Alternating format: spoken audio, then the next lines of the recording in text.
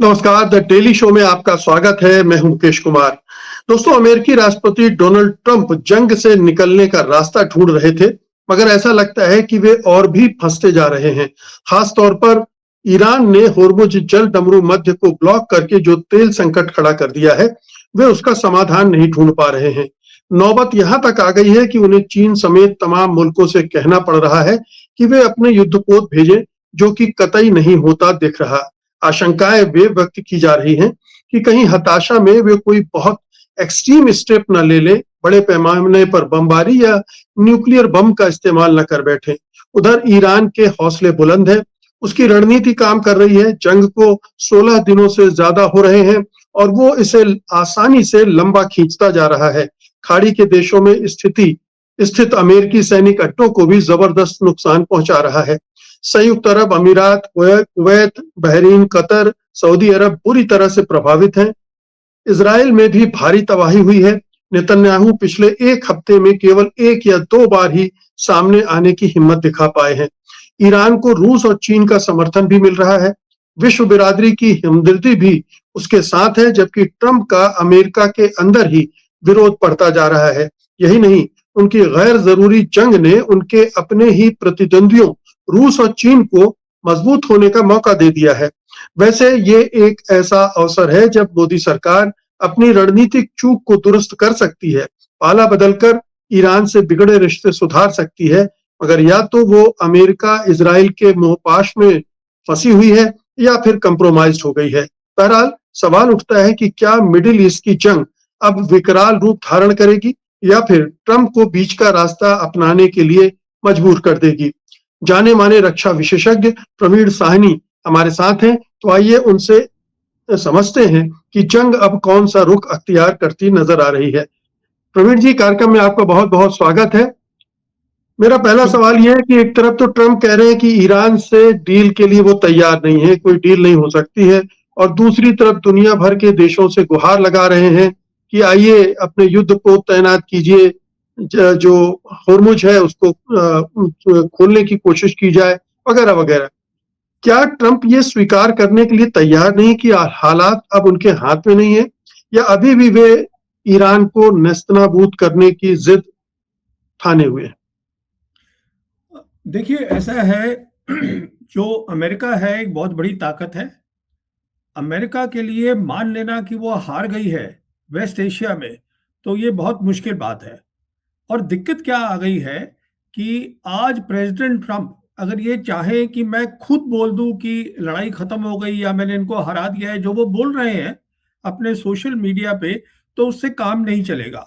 वो काम इसलिए नहीं चलेगा क्योंकि जंग जीती गई है या हारी गई है, ये स्ट्रेट ऑफ हॉर्मुज़ में दिखेगा। और स्ट्रेट ऑफ हॉर्मुज़ जो है वो आज जो है ईरान कंट्रोल कर रहा है। ईरान तय कर रहा है वहां से कौन सा टैंकर, कौन सा शिप निकलेगा और कौन सा नहीं निकलेगा।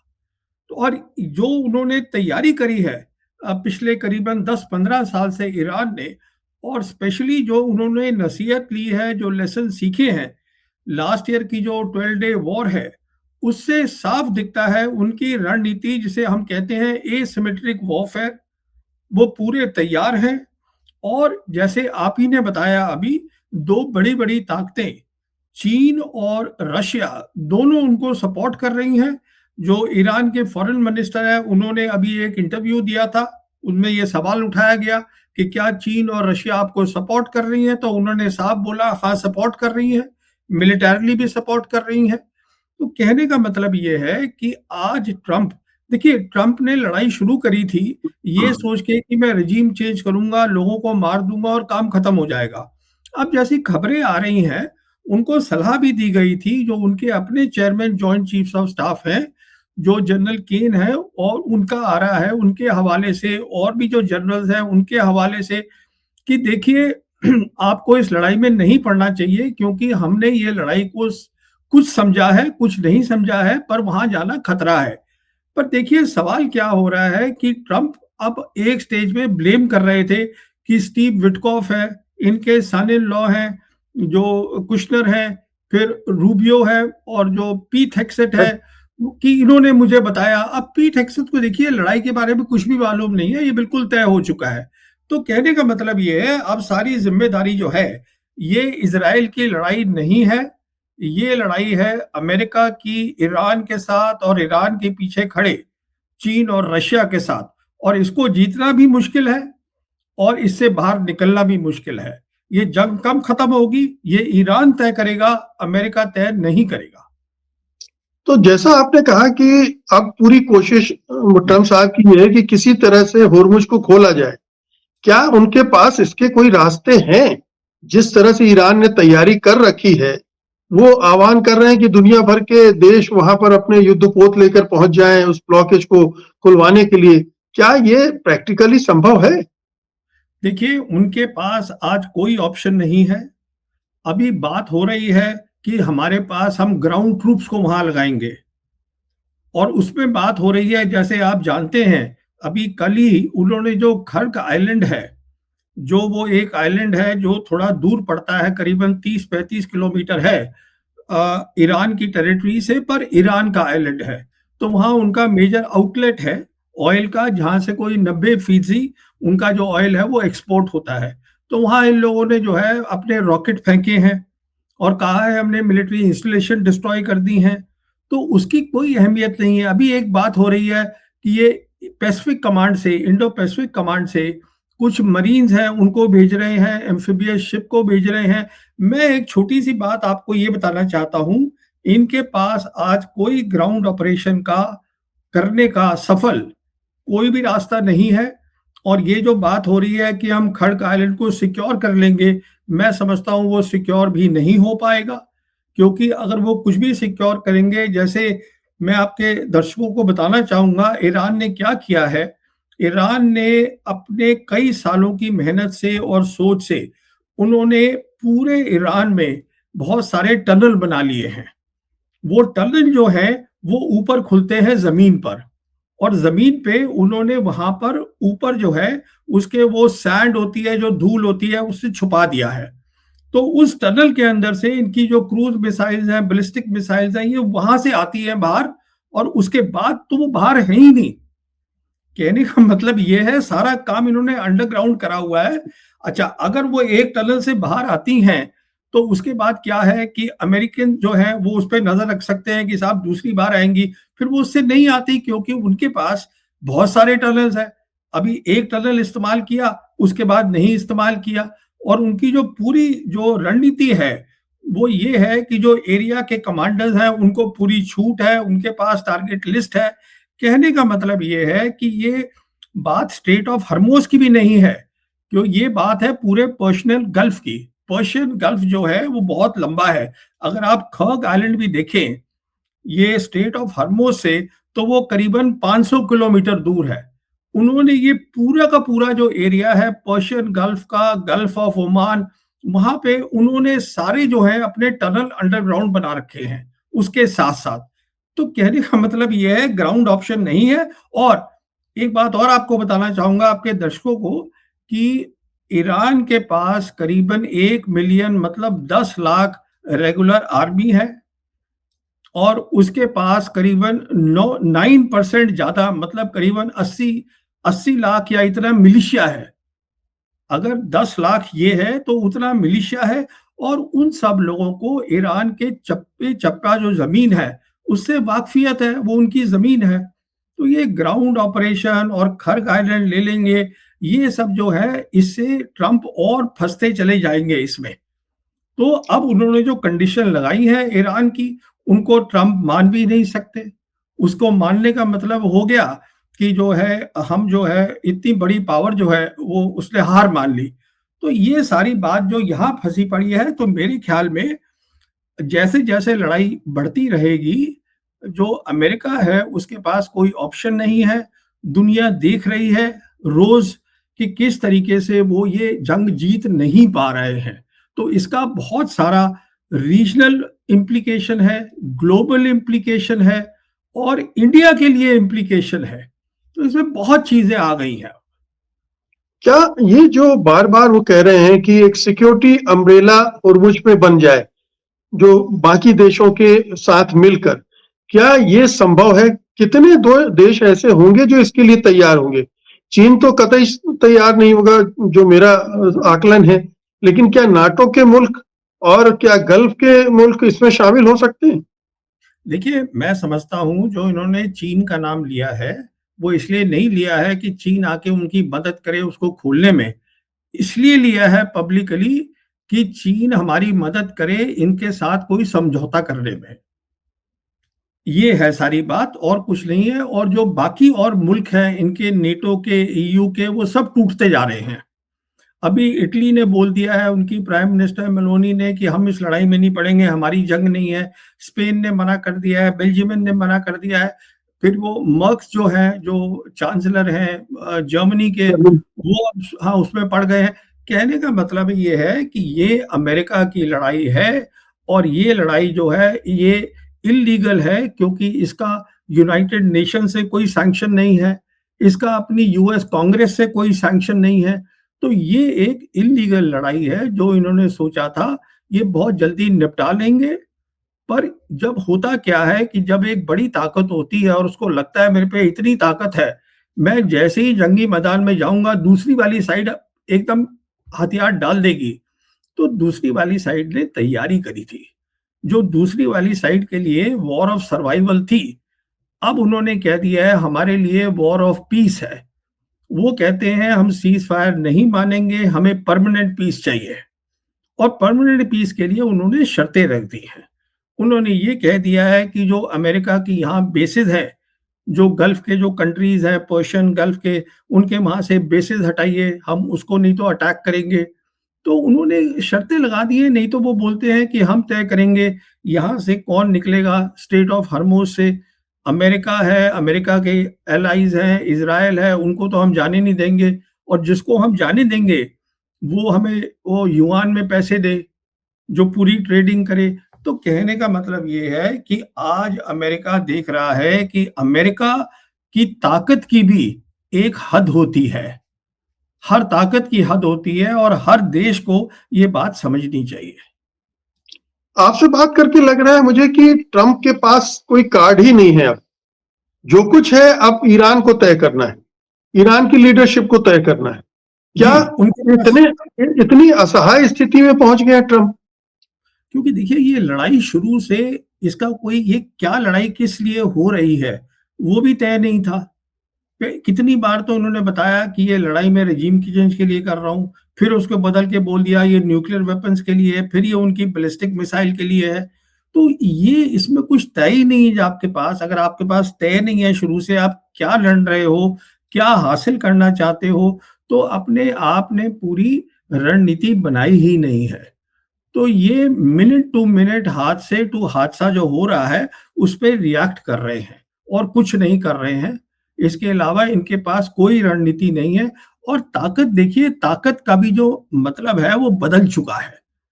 आज सबसे बड़ी कमजोरी जो अमेरिका की मैं समझता हूं और जो ताकत ईरान की है, वो है सैटेलाइट कॉन्स्टलेशन बेदू 3, जो चाइना प्रोवाइड कर रहा है, जो कि बहुत नया है। जीपीएस बहुत पुराना है, उसमें इतनी काबिलियत नहीं है जितनी चाइना के सैटेलाइट में है। उसने लड़ाई को एक नया रुख दे दिया है। वो ऐसे दे दिया है कि आज ईरान जो है, अगर एक बिल्डिंग पे टारगेट करता है तो वो बिल्डिंग पे ही लगता है। वो एक्यूरेसी है। और सारी जो इंफॉर्मेशन है बैटल्स की, क्या चीज कहाँ मूव कर रही है, क्या हो रहा है, सब पता है ईरान को। और ईरान पूरा अंडरग्राउंड बैठा हुआ है। तो ये ऊपर से देखिए, नुकसान ईरान का बहुत ज्यादा हुआ है। पर जब एक ऐसा मुल्क होता है जिसकी सर्वाइवल की बात होती है, तो वो बहुत सारी पेन जो है, दर्द लेता है। वो आज ईरान ले रहा है। ये मैंने शुरू से कहा था, ईरान जो है वो हराया नहीं जा सकता है, क्योंकि वो जो मुल्क है वो अपने सर्वाइवल के लिए लड़ रहा है और उनमें लड़ने की क्षमता है। वो हम देख चुके हैं बार बार। वो 8 साल लड़े थे उसके साथ, इराक के साथ। तो उनमें लड़ने की क्षमता है। वो एक अलग लड़ाई थी, आज लड़ाई अलग है, पर ये लड़ेंगे। प्रवीण जी, ये बताएं कि जो ईरान अटैक कर रहा है, जो अमेरिकन सैनिक अड्डे हैं पूरे उस रीजन में, और जिस तरह से बहरीन, कुवैत, दुबई, कतर, इन सब में उसने हमले किए और लगातार कर रहा है, इससे कितना नुकसान पहुंच रहा है? इससे मतलब एक तो सैनिक साजो सामान को कितना नुकसान पहुंच रहा है, और दूसरा अमेरिकी डोमिनेंस को कितना बड़ा चैलेंज मिल रहा है उस रीजन। देखिए, जहाँ तक अमेरिकन डोमिनेंस का सवाल है, वो दुनिया देख रही है, वो खत्म हो गई है। उनकी मिलिट्री बेसेस के कारण कोई 27 बेसेस हैं अमेरिका की, जो इस समय पूरी तरह नष्ट कर दी गई हैं। उनके रडार्स नष्ट कर दिए गए हैं। उनकी जो 5th फ्लीट है, जो उनका जंगी बेड़ा होता है बहरीन में, वो जो है वहाँ का दफ्तर बंद हो चुका है। उनका पूरा जंगी बेड़ा जो है, आज मिडल ईस्ट की बजाय वो इंडो पैसिफिक रीजन में आ गया है, जो हमारा रीजन है। वो वहाँ से निकल के इधर आ गया है। तो कहने का मतलब ये है कि जो उनकी, और जहाँ तक ताल्लुक है, ये गल्फ कोऑपरेशन काउंसिल के जो नेशंस हैं, वो भी इस बात को समझ रहे हैं कि हमारा आज सबसे बड़ा खतरा अमेरिकन बेसेस है, जो हमारी उस पर हैं, ज़मीन पर हैं। इससे हमें कोई सुरक्षा नहीं मिल रही है, इससे हमें खतरा हो रहा है। उनकी बात समझ में आ रही है। तो अब क्या हो रहा है, बहुत सारी रिपोर्ट्स आ रही हैं कि अब अमेरिका, जैसे ईरान बार-बार बता रहा है कि देखिए, हमने जो है यूएई के सिविल इंफ्रास्ट्रक्चर पे हमने कोई अटैक नहीं किया, हम सिर्फ अमरीकी के बेसेस हैं, उनके इंटरेस्ट्स हैं और उनके जो एसेट्स हैं, हम सिर्फ उस पे अटैक कर रहे हैं। पर अब ये पता चल रहा है कि वो अमेरिकन्स जो हैं अटैक कर रहे हैं सिविलियन एरिया से, दुबई के अंदर, यूएई के अंदर। तो इससे क्या है कि ये वो चाहते हैं कि ईरान को जो है डिस्क्रेडिट करा जाए दुनिया के सामने, ईरान की बेइज्जती हो। तो ईरान भी अपनी जो है वो पेश अपनी अपनी क्लैरिफिकेशन दे रहा है, जितना वो दे सकता है। तो छोटी-सी बात ये है, जैसे आप बता रहे हैं 16वां दिन है, अभी जहाँ तक, अच्छा, फिर देखिए जहाँ उनकी अमेरिका की मिसाइल्स हैं, अलग-अलग तरीके के इंटरसेप्टर्स हैं, उसकी एक साफ रिपोर्ट आ रही है, उसमें कमी हो रही है। और जो ड्रोन्स हैं ईरान के पास, वो बहुत ज़्यादा हैं। कुछ रिपोर्ट्स बता रही हैं, जो मानने को मैं तैयार हूँ, करीबन 70,000 ड्रोन हैं। मैं ये उन्होंने मैन्युफैक्चर किया है, उनके पास मैन्युफैक्चरिंग कैपेबिलिटी है अंडरग्राउंड, और कोई 5-6 ड्रोन अलग-अलग टाइप के बना रहे हैं। तो आज खतरा जो है सबसे ज़्यादा अमेरिका को, एक तो उनके अलग-अलग ये जो शाहिद ड्रोन्स हैं, इससे खतरा है, और दूसरा जो उनकी हाइपरसोनिक मिसाइल्स हैं, उससे खतरा है। और दोनों उनके पास काफ़ी हैं, इसलिए जहाँ तक आप देखिएगा, ईरान जो है वो ना अभी झुका है, वो एक लंबी लड़ाई लड़ने के लिए तैयार बैठा था। वो लड़ाई नहीं करना चाहता था, लड़ाई में उसको धकेला गया है, इसमें कोई शक नहीं है। क्योंकि जो बातचीत चल रही थी जिनीवा में, जो ईरान के फॉरेन मिनिस्टर ने भी कहा है, वो अच्छी तरीके से चल रही थी, और जो उनका मीडिएटर था ओमान का, उसने भी कहा है अच्छी तरीके से चल रही थी। तो जिस लड़ाई में उनको धकेला गया है, अमेरिका ने ये नहीं समझा कि वो उस लड़ाई को अपनी पक्ष में लाने के काबिल है, और वही देखा जा रहा है। आपने अभी शाहिद ड्रोन की बात की। ये कहा जा रहा है कि यूक्रेन के पास उसकी काट है और वो भेज रहा है इधर मिडिल ईस्ट में अपने सारे शाहिद को नष्ट करने वाले हथियार। क्या उससे ईरान को कोई फर्क पड़ेगा, या उसके पास और भी दूसरे विकल्प हैं, या शायद वो उस पैमाने पर नष्ट नहीं कर पाएगा? देखिए, आज सबसे बड़ी प्रॉब्लम यूक्रेन में ज़ेलेंस्की की है कि वो अपनी लड़ाई सँभाल ले। वो आज उसको पैसे नहीं मिल रहे हैं, क्योंकि अब सारा अमेरिका का जो असला है, पैसे हैं, वो सब इधर आ गया है, क्योंकि ये अमेरिका की अपनी लड़ाई है। तो वो वर्गला रहा है, वो फुसला रहा है कि किसी तरीके से मुझे पैसे मिल जाएँ कि मैं लड़ाई अपनी जारी रखूँ। तो आज सबसे बड़ी बात जो यूक्रेन के लिए है, जो ज़ेलेंस्की के लिए है, वो ये है कि मैं कितने दिन अपनी लड़ाई जारी रख सकता हूँ। सबसे बड़ा उनके सामने ये है। तो ये कहना, देखिए, उनके पास ड्रोन बनाने की काबिलियत है, क्योंकि उन्होंने भी जो लड़ाई चल रही है इतने साल रशिया के साथ, दोनों साइड्स ने ड्रोन में काफ़ी काम किया है। पर ये कहना कि वो अपनी लड़ाई छोड़ के यहाँ ड्रोन दे देगा, इतने ड्रोन्स हैं, ऐसा कुछ नहीं है। वो ऐसा कुछ नहीं करने वाला, और इससे ईरान की जो प्रोडक्शन कैपेबिलिटी है, बनाने की जो ताकत है, उसपे कोई असर नहीं पड़ने वाला। ये बताइए कि अभी नॉर्थ कोरिया ने मिसाइल फायर की, क्या ये एक दूसरे तरह से अमेरिका पर दबाव बनाने की कोशिश है? क्योंकि अमेरिका साउथ कोरिया से अपने कई इक्विपमेंट शिफ्ट कर रहा है मिडिल ईस्ट में। तो वहां एक असुरक्षा पैदा करना, ये अमेरिका पर अब मतलब दबाव का क्षेत्र फैलता जा रहा है। अभी आप मिडिल ईस्ट में, फिर आप उस कोरिया पेनिनसुला पे पहुंच गए। देखिए, दबाव के अलावा नॉर्थ कोरिया ने साफ कहा है कि हम तैयार हैं ईरान की मदद करने के लिए, चाहे वो बैलिस्टिक मिसाइल हो और चाहे वो न्यूक्लियर वेपन्स हो। क्योंकि एक बात ये भी हुई है कि प्रेसिडेंट ट्रंप ने कुछ ऐसा इंडिकेशन दिया था अपनी मीडिया को कि मैं जब चाहूं आधे घंटे में लड़ाई को बंद कर सकता हूं। तो वो तो तभी हो सकती है अगर आप न्यूक्लियर वेपन का इस्तेमाल करें। और जहां तक अमेरिका का ताल्लुक है, अमेरिका एक मुल्क है पूरी दुनिया में जो मैं भी समझता हूं न्यूक्लियर वेपन इस्तेमाल कर सकता है, क्योंकि उन्होंने इस्तेमाल किया है। और जब एक बड़ी ताकत में होती है, पावर दिमाग में घुस जाती है और उसको कोई विकल्प नहीं मिलते, तो वो किसी हद तक जा सकता है। तो इसके लिए तो पूरी दुनिया को कोई तरीका निकालना होगा कि और कुछ नहीं, कम से कम यूनाइटेड नेशंस में ये कहें कि ये जो युद्ध हो रहा है इसमें कोई साइड न्यूक्लियर वेपन इस्तेमाल नहीं करेगी। तो जहां तक नॉर्थ कोरिया के आपने बात करी, मेरे हिसाब से सबसे बड़ा उन्होंने जो इशारा दिया है वो ये है कि कोई भी साइड न्यूक्लियर वेपन अगर इस्तेमाल करेगी तो हम अ, ईरान के मदद में आ जाएंगे। तो ये एक बहुत बड़ी बात उन्होंने कह दी और उनकी बात को नॉर्थ कोरियन लीडर को बहुत सीरियसली लेना चाहिए। तो ये स्थिति बनी हुई है, तो न्यूक्लियर का जो क्या है तो हाँ, जी। क्या आपको लगता है कि अब ये 15-16 दिन बाद वॉर ऐसी स्थिति में पहुंच गई है जहां ट्रंप ने बहुत ज्यादा विकल्प नहीं रह गया, और जो शुरू में कहा जा रहा था कि फेस सेविंग एग्जिट ढूंढ रहे हैं वो, अब वो भी कहीं से दिख नहीं रही।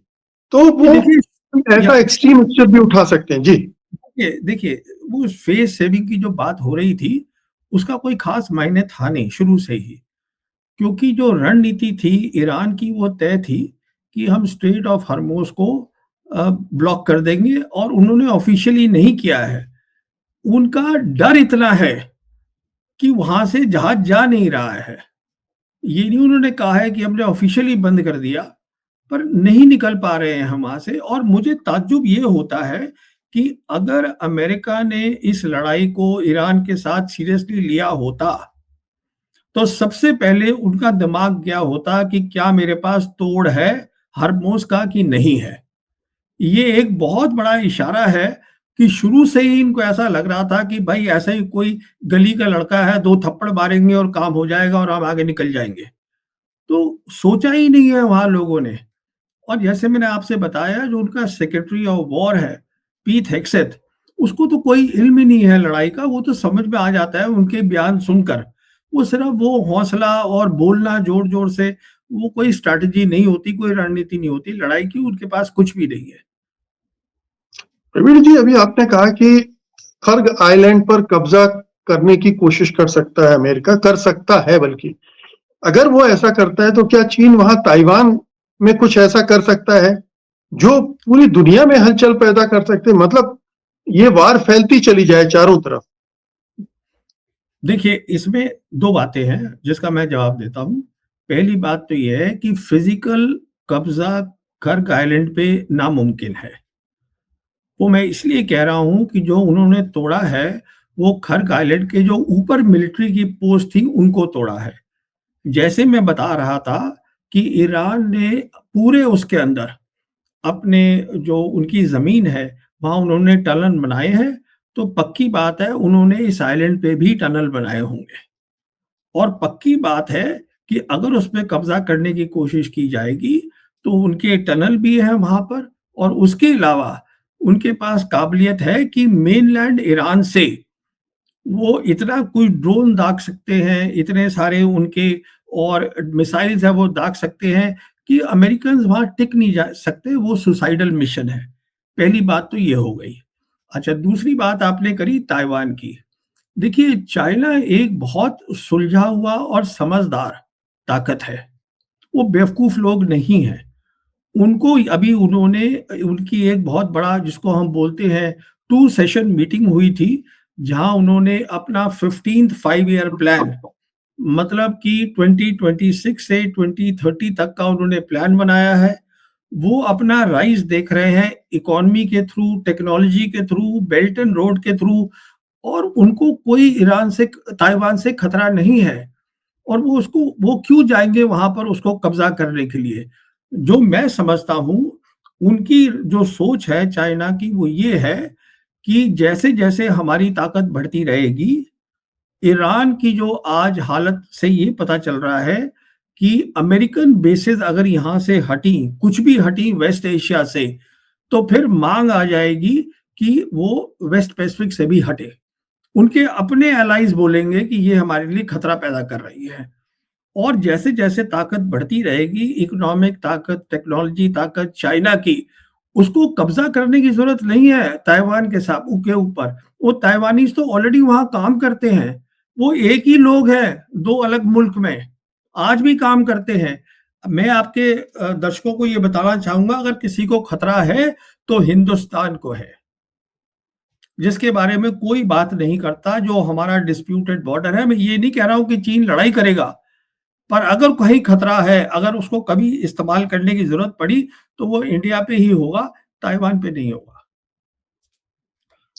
ये आपने एक नया एंगल बताया इस पूरे तनाव के बीच में चीन भारत पर दबाव बनाने की कोशिश कर सकता है, कुछ सीमाओं पर कुछ हलचल पैदा कर सकता है। क्या इस तरह की संभावना देख रहे हैं? मैं बिल्कुल ऐसी संभावना नहीं देख रहा हूँ। मैं हाइपोथेटिकली आपको बता रहा था कि अगर कभी जो उनकी अगर प्लानिंग हुई और उसके कई कारण होंगे, पर वो एक अलग बात है जिस पे कभी चर्चा कर सकते हैं। ये जहाँ तक ईरान की ताल्लुक है, इस समय लड़ाई का ताल्लुक है, ये जो बहुत लोग कह रहे हैं कि वो ताइवान ले लेंगे अब क्योंकि अमेरिका वहाँ पर बिज़ी है, ऐसा कुछ नहीं होने वाला है। मैं तो आपको कुछ एक हाइपोथेटिकली बता रहा था कि अगर किसी मुल्क को जागना है आज से ही, ईरान ने भी 20-25 साल तैयारी करी है, तो वो मुल्क हिंदुस्तान है, ताइवान नहीं है। ताइवान और चाइना एक ही लोग हैं। प्रवीण जी, ये तो हमने देख लिया कि किस तरह से भारत की जो फॉरेन पॉलिसी है या स्ट्रेटजी है पूरी तरह से एक्सपोज हो गई इस पूरे मामले में। आप इजराइल के साथ खड़े हो गए और मामला यहाँ पूरा पलट गया।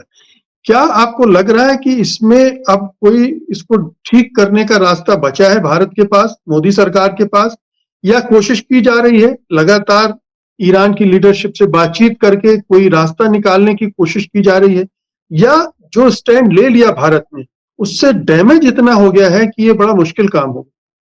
देखिए, स्टैंड किसी भी मुल्क का और हिंदुस्तान एन-गैन मुल्क नहीं है।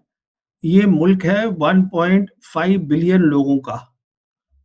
तो हमारी सरकार अगर चाहे तो कभी भी अपनी पोज़ीशन बदल सकती है, पर बदलेगी नहीं। दिक्कत ये है। दिक्कत ये नहीं है कि बहुत ज़्यादा हमने इन्वेस्ट कर दिया है अमेरिका के अंदर, मिलिट्री टर्म्स में, फॉरेन पॉलिसी में, टेक्नोलॉजी में जो किया है। दिक्कत ये है कि कोई अनजान कारण है कि हम अमेरिका के खिलाफ नहीं खड़ा होना चाह रहे हैं। अब जहाँ तक बात है ईरान का कि हम बातचीत कर रहे हैं, तो बातचीत आप क्या कर रहे हैं? ईरान साफ तो आपको बोल रहा है रास्ता क्या है। अभी जो उनके फॉरेन मिनिस्टर हैं आराघची, उनकी बातचीत हुई जयशंकर से, उनके प्रेसिडेंट की बात हुई प्रधानमंत्री मोदी से, वो बार-बार ब्रिक्स की बात कर रहे हैं। वो ये आपसे कह रहे हैं कि साहब एक ब्रिक्स की कॉमन स्टेटमेंट दीजिए। अब आप वो देने को तैयार नहीं हैं। सारी दिक्कत तो यहाँ आ रही है, क्योंकि अगर आप ब्रिक्स पे कोई स्टेटमेंट देते हैं, अगर कुछ जो मेंबर हैं ब्रिक्स के अगर वो राज़ी भी नहीं होते, आप स्टेटमेंट इश्यू करिए कि हाँ, ये इल्लीगल लड़ाई है, जो अटैक है, जो अमेरिका ने किया है, इज़राइल ने किया है, ईरान के ऊपर दुनिया ने देखा है, तो आप करिए उसमें स्टेटमेंट में लिख दीजिए कि फला-फला मुल्क जो है, जो फुल टाइम मेंबर है, वो राज़ी नहीं है। ब्राज़ील ने भी यही किया था।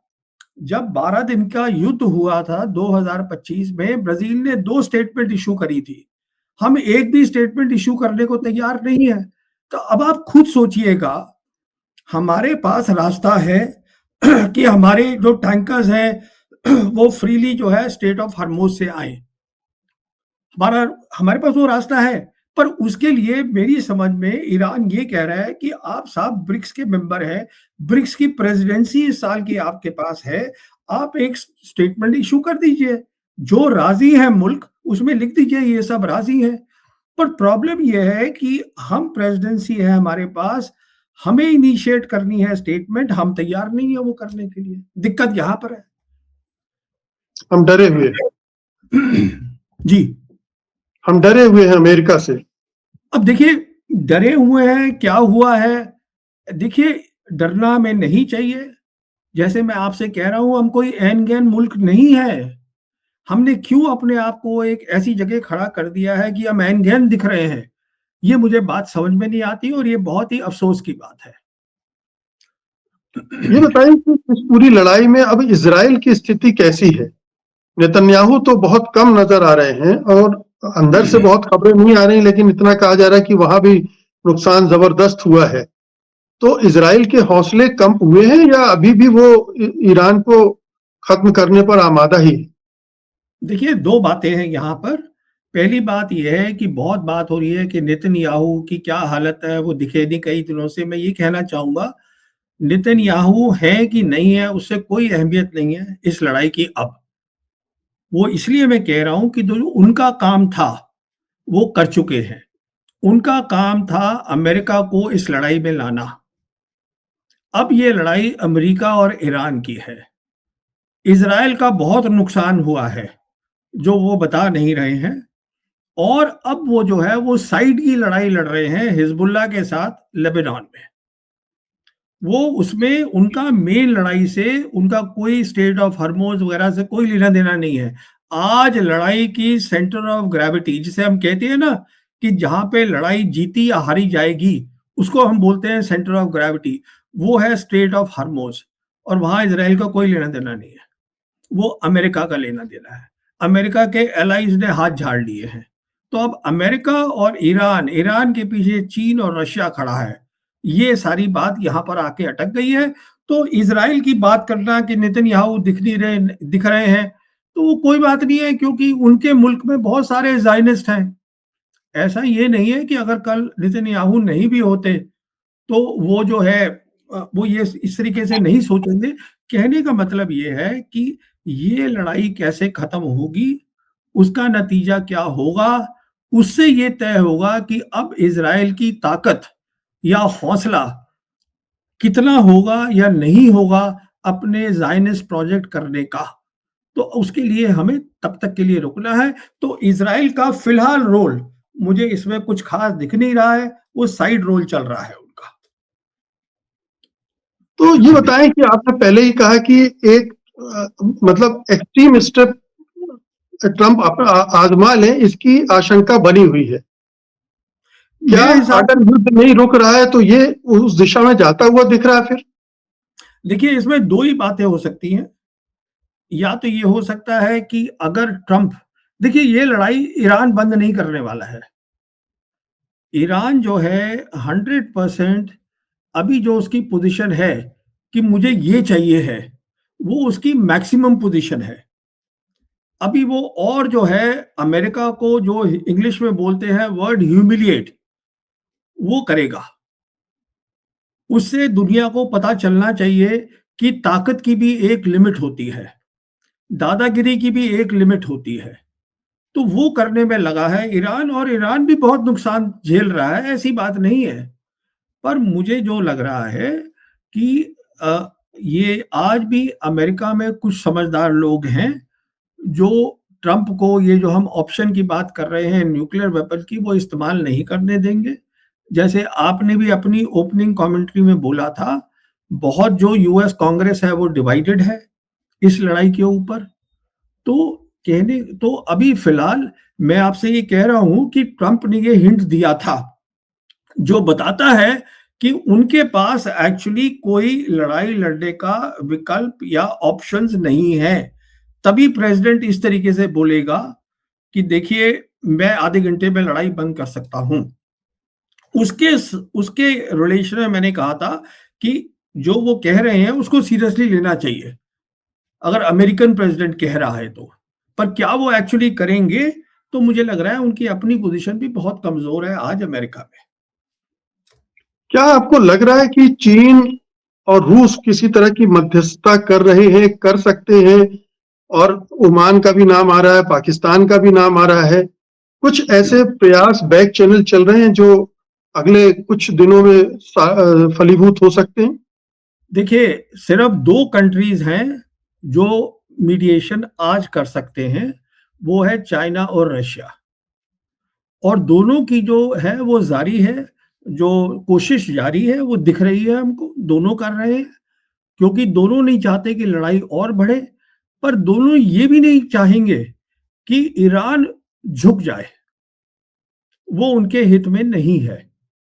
तो उनके जो ऑप्शंस हैं, क्या अमेरिका मानेगा, नहीं मानेगा, वो हमें देखना है। और बाकी जो आपने मुल्कों का जो नाम लिया है, पाकिस्तान हुआ, ओमान हुआ, देखिए ये मुल्क देख रहे हैं कि हमारी जो कमी पेशी है, उसको किस तरीके से हम पूरा करें। वो मेन रोल उनका नहीं है इस जंग के अंदर, वो सिर्फ बड़ी ताकतों का है और ईरान का है, और किसी का नहीं है। क्योंकि इंडिया ने तो इन एनी केस अपने आप को ओपनली एक साइड पे कर दिया है। तो इंडिया का तो वैसे ही नहीं है। तो जब इंडिया में बात होती है कि हमारे जो नेता लोग हैं वो बोल रहे हैं कि शांति से होना चाहिए काम, डायलॉग होना चाहिए, उसका कोई अहमियत है नहीं। वो हमारी अपने लोगों की कंजम्पशन के लिए है कि आज भी हम जो है मीडिएशन कर सकते हैं, जो आपने वर्ड यूज किया मध्यस्थता कर सकते हैं, बट वो हमारे पास है नहीं रोल वो। तो आपको क्या लग रहा है ये वार अभी और कितनी लंबी खिंचती दिख रही? कोई मतलब अभी कोई ऐसी संभावना ही नहीं दिख रही कि कोई समाधान हो सकता है, युद्ध विराम हो सकता है, ईरान रुक सकता है, होर्मुज खुल सकता है। एक भी चीज पॉजिटिव आपको दिख रही है? देखिए, इसमें 2 बातें हैं। पहली बात तो ये है कि अभी अमेरिकन अमेरिकन प्रेसिडेंट और उनकी जो सोच है, लोग हैं उनके आस-पास, उनको लग रहा है कि ग्राउंड ऑप्शन है, तो वो उसके बारे में सोचते रहेंगे, ग्राउंड ऑप्शन के बारे में। पर जैसे-जैसे वो सोचते रहेंगे, जैसे कि अभी खबर आई है, उनकी एम्फिबियस शिप्स जो हैं, मरीन्स के साथ, वो चल दी हैं वहाँ से इंडो पैसिफिक कमांड से, और अगले 3 दिन में यहाँ पहुँच जाएँगी। पर वो क्या कर पाएँगी, वो दूसरी बात है। और जब उनको लगेगा कि उनके अब ग्राउंड का भी कोई ऑप्शन नहीं है, कोई भी ऑप्शन नहीं है, तब एक डेस्परेशन आएगी कि हमें अब बंद करना है, क्योंकि साथ-साथ सोच के चलिए, मान के चलिए, उनका असला भी कम होता जा रहा है। जो उनका असला है, इंटरसेप्टर्स है, मिसाइल्स हैं, ड्रोन्स हैं, और वो भरपूर्ति नहीं कर सकते उतनी तेज़ी से जो ईरान कर सकता है। ये भी बात ध्यान में रखिए। दूसरी बात ये है कि ईरान भी ये युद्ध जो है, ये नहीं चाहता कि उसको बहुत लंबा खींचना है। वो खींच सकता है, उसमें ताकत है, पर वो एक परमानेंट सॉल्यूशन चाहता है। और इसका परमानेंट सॉल्यूशन यही हो सकता है कि कोई बड़ी पावर, चाइना या रशिया, बीच में पड़ के, और जो गल्फ कोऑपरेशन काउंसिल कंट्रीज़ हैं, उनको मना ले कि हाँ, आप जो है अपनी ज़मीन से जो बेसेस हैं उनको हटवा दीजिए। अगर एक पक्की बात हो जाएगी, तो शायद ईरान भी मान जाएगा, क्योंकि ईरान की फिर जीत हो गई। आइडिया ये है ईरान का कि अमेरिका को वेस्ट एशिया से हटाओ। अगर अमेरिका वेस्ट एशिया से हट जाता है, जैसे मैं आपसे कह रहा था, तो इज़राइल की ताकत आधी हो जाएगी। वो इसलिए आधी हो जाएगी, तब उसके पास सिर्फ सेंट्रल कमांड है। और ये जब एक धक्का लग जाएगा अमेरिका को, तो वो भी जो है इतना प्रोत्साहित नहीं करेगा इज़राइल को कि तुम कुछ करो। ना लेकिन इज़राइल कुछ अमेरिका इस शर्त को स्वीकार करेगा, ये अभी कहीं सोचने में भी नहीं आता है। देखिए, ये अमेरिका के ऊपर नहीं है। मैं बता रहा हूँ ना आपको, ये अमेरिका पे है ही नहीं। ये आज तय करा जाएगा जीसीसी कंट्रीज़ में, और मैं आपको ये भी बता दूँ, ये तय होगा सऊदी अरेबिया में। और वो मैं इसलिए कह रहा हूँ कि सऊदी अरेबिया एक ऐसा मुल्क है जो दोनों तरफ गेम खेल रहा है। जो सऊदी प्रिंस सलमान है, वो अमेरिका के साथ भी खड़ा था, ब्रिक्स में भी है, 2023 में मेंबरशिप एक्सेप्ट करी, फिर नहीं गए, आदमी को भेज दिया अपने रिप्रेजेंटेटिव को, पर नहीं ली, अब लग रहा है शायद ले रहे हैं।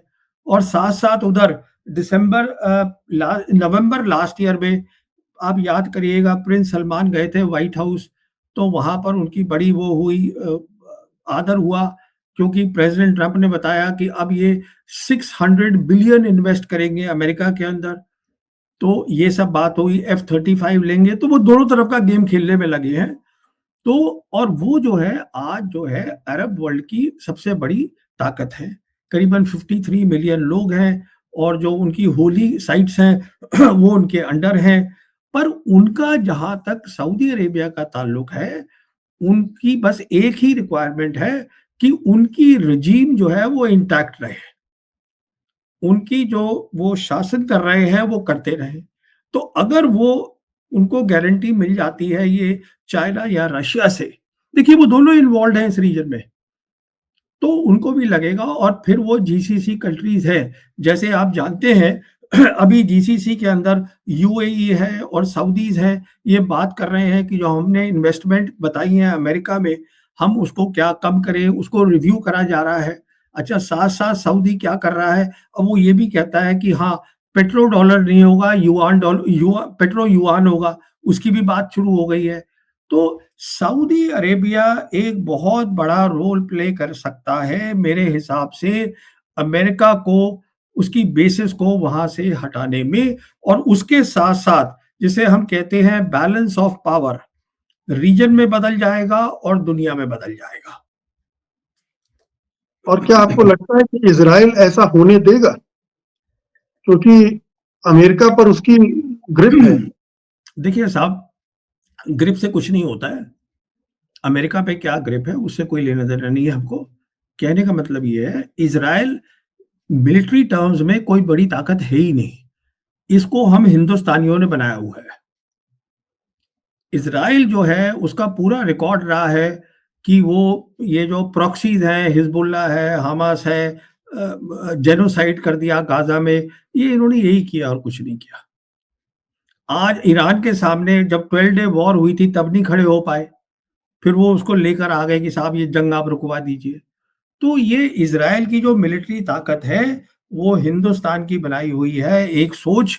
क्योंकि इज़राइल ने क्या किया है, हमारे इतने गहरे ताल्लुक हैं आज इज़राइल के साथ। इंडिया ने क्या किया है कि हमने इज़राइल की जो प्रोडक्शन कैपेबिलिटी है, आज इज़राइल में कम है और हिंदुस्तान में ज़्यादा है।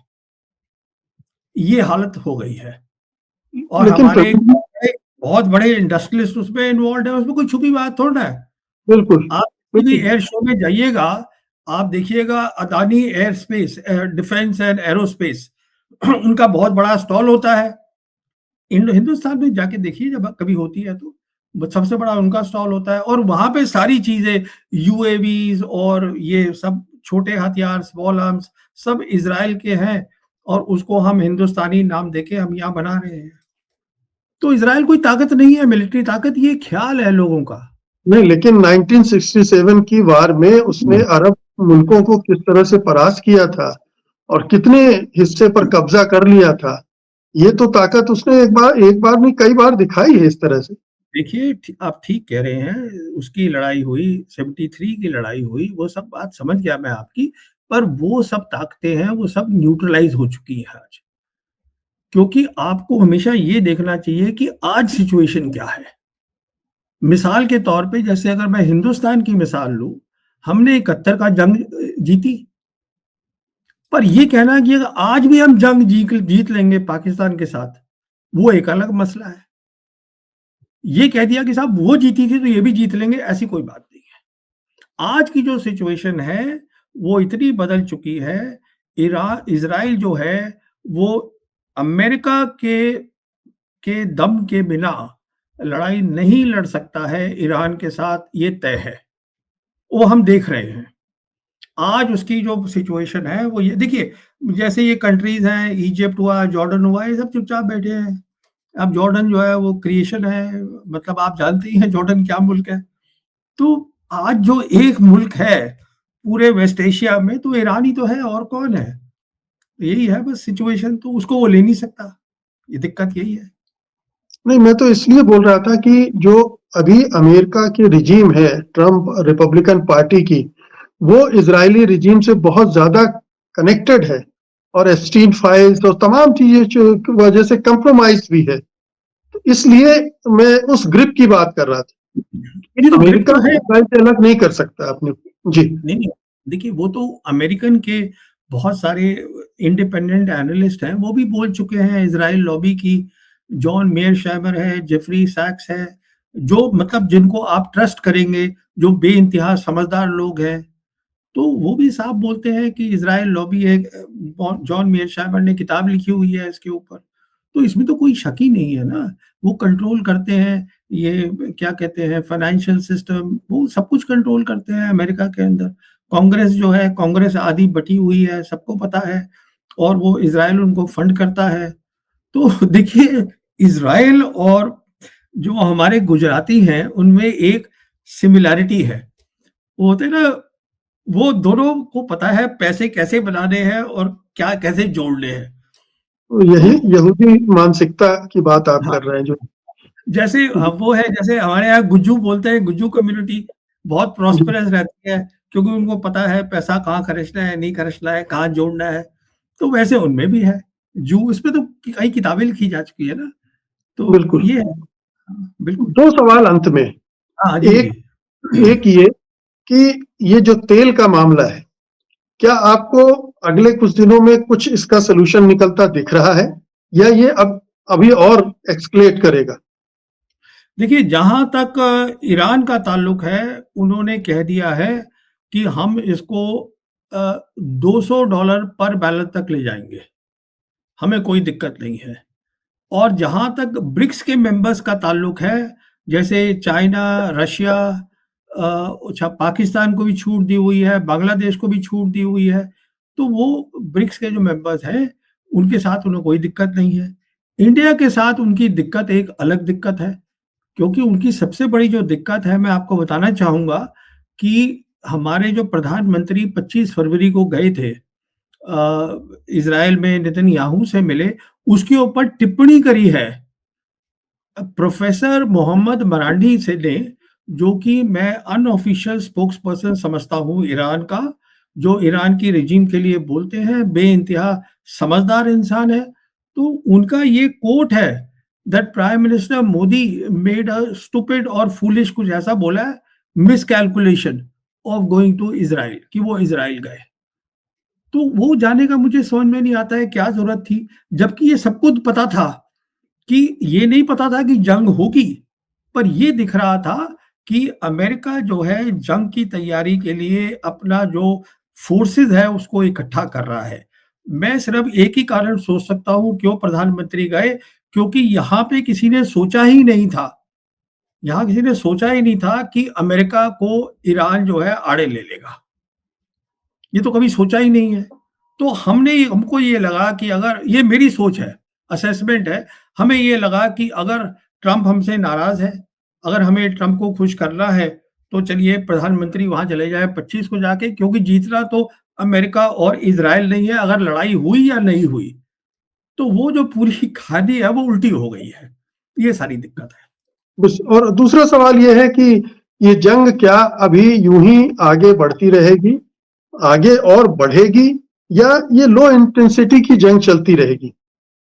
देखिए, ये जंग उस जगह पर पहुँच चुकी है आज, कि आज अमेरिका भी फैसला चाहता है और ईरान भी तैयार है, पर अपनी कंडीशंस मनवाने के लिए। तो मेरे हिसाब से हम वहां पर पहुंचे हुए हैं जहां पे हो सकता है कुछ बहुत सारी बैक बैक चैनल, जैसे हम बात करते हैं, चाइना रशिया की बात हो रही हो अमेरिका के साथ इसके बारे में। तो ये वहां पर जंग पहुंची है, और ये तो जो ग्राउंड पे हो रहा है वो तो तबाही हो ही रही है। ये ग्राउंड हम मतलब हम इन्वेजन कर देंगे, ये कर देंगे। तो मेरे ख्याल में असली खबर वो रहेगी कि बातचीत क्या हो रही है, कि हम इस मसले को, जो डिमांड है ईरान की, उसको कैसे मनवाया जाए, जिससे कि अमेरिका को इतना धक्का भी ना लगे। तो अमेरिका को तो धक्का लगेगा ही लगेगा, पर वो कोशिश करी जा रही है कि थोड़ा-सा फेस सेविंग हो जाए। पर सारा जैसे मैंने आपसे बताया, ये तय होगा ये 2 बड़ी ताकतों ताकतों के साथ, और साथ में जीसीसी कंट्रीज में, जहां मैं समझता हूं सऊदी अरेबिया एक इम्पोर्टेंट रोल प्ले कर सकता है। बहुत बहुत शुक्रिया प्रवीण जी इस लंबी बातचीत के लिए। धन्यवाद आपका। शुक्रिया। शुक्रिया।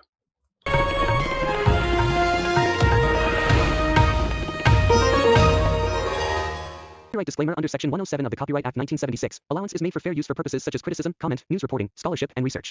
Fair use is a use permitted by copyright statute that might otherwise be infringing.